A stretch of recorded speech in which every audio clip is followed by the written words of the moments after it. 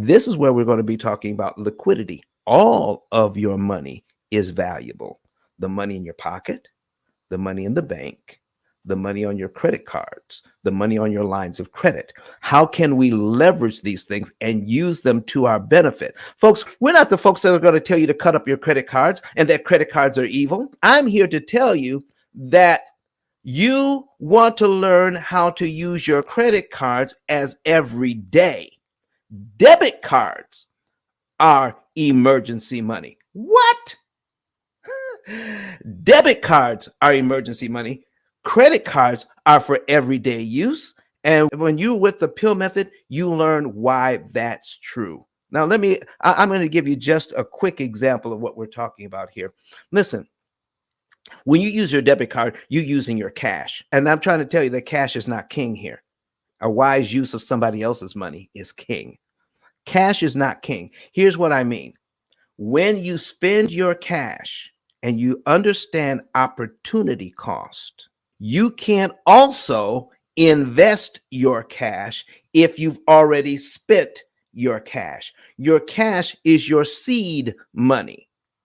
And listen, folks, when you plant seed, it grows into a harvest. Listen, if you eat the seed, you can't possibly get a harvest. Come on, folks. That's farming 101. Don't eat the seed, plant the seed, and then eat a portion of the harvest. That's what we're going to get into today. So all of your money is liquid. Everything is good to be used. We're going to show you how to use somebody else's money. Now, I love the fact that success leaves footprints. The biggest buildings downtown, just think, what are the biggest buildings downtown? Who do they belong to? In wherever you are, in your city, in your country, because this is going out all over the world. In your country, in your city, in your state, the largest buildings downtown are the banks. How did they get that way? Did you realize the banks are the biggest borrowers in town? And everyone who is telling you that borrowing money is evil, that something is wrong with it, something is wrong with you when you borrow money, you should only use cash, then how did the banks get to be the largest buildings downtown when they're the biggest borrowers in town? They borrow our money. I mean, listen, when you sign up to get a bank account, I don't think you've ever read all the fine print. But what they're actually telling you in everything that has to go with all the paperwork they give you that you never read, in there they're saying, we're borrowing your money. We're going to invest your money. We're going to pay you pennies on the dollar for the use of your money while we're making big money with your money. So here's my question to you this morning.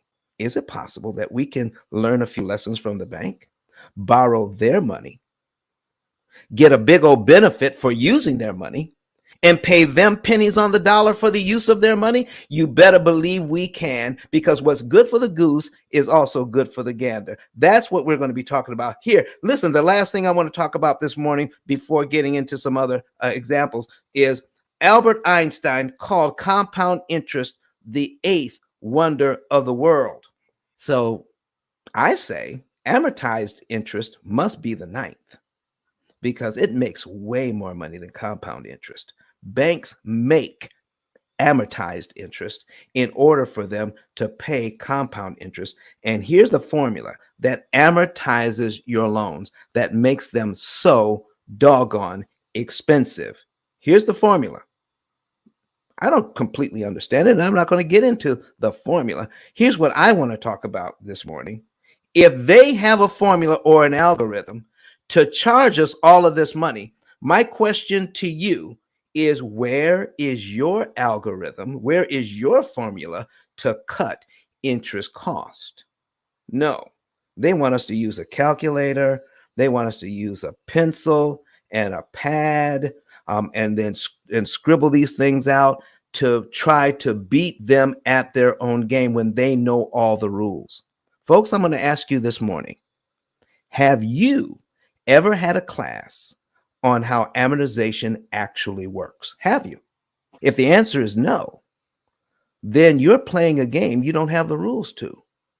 If you're playing a game that you don't have the rules to, how can you win? This is why I say the whole system that we're engaged in, it's not your fault. How could it be when the debt is stacked against you when you don't have the rules? We're going to here's the P.I.L.L method.